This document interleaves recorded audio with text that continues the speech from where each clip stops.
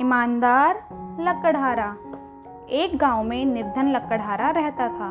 वह दिन भर जंगल में लकड़ी काटता और शहर जाकर उन सभी लकड़ियों को बेचता था। उन लकड़ियों को बेचने से उसे जो भी धन प्राप्त होता था, वह उस धन से परिवार का पालन पोषण करता था। वह एक ईमानदार लकड़हारा था। एक दिन वह नदी किनारे पेड़ की लकड़ी काट रहा था।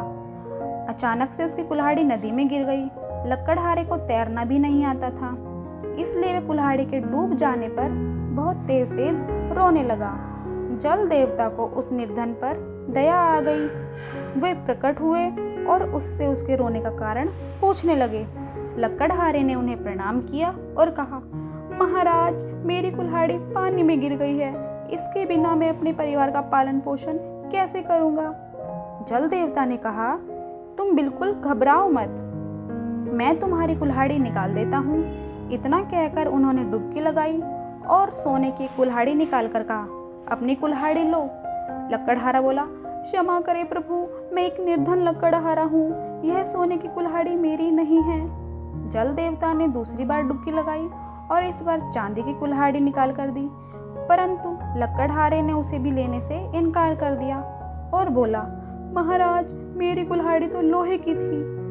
देवता ने इस बार डुबकी लगाकर तीनों कुल्हाड़ियां निकाली और लकड़हारे को ईमानदारी से खुश होकर उसे सोने चांदी की कुल्हाड़ी के साथ लोहे की कुल्हाड़ी भी उपहार स्वरूप दे दी। लकड़हारे ने देवता को प्रणाम किया और धन्यवाद भी दिया।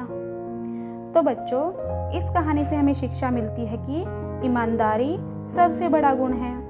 मान लो अगर शुरुआत में ही लकड़हारा लालचपन दिखाता, सोने की कुल्हाड़ी लेता, सोने की कुल्हाड़ी लेने से वह बहुत अमीर हो जाता, उसको बेचकर अब बहुत अच्छे से अपना परिवार का पालन पोषण कर पाता।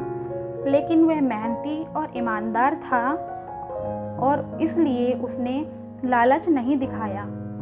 जब लालच नहीं दिखाया तो उसे देवता ने ही परिणाम स्वरूप उसको उपहार में दे दी। तो आपको ये कहानी कैसी लगी, कमेंट करके बताइए। Thank you.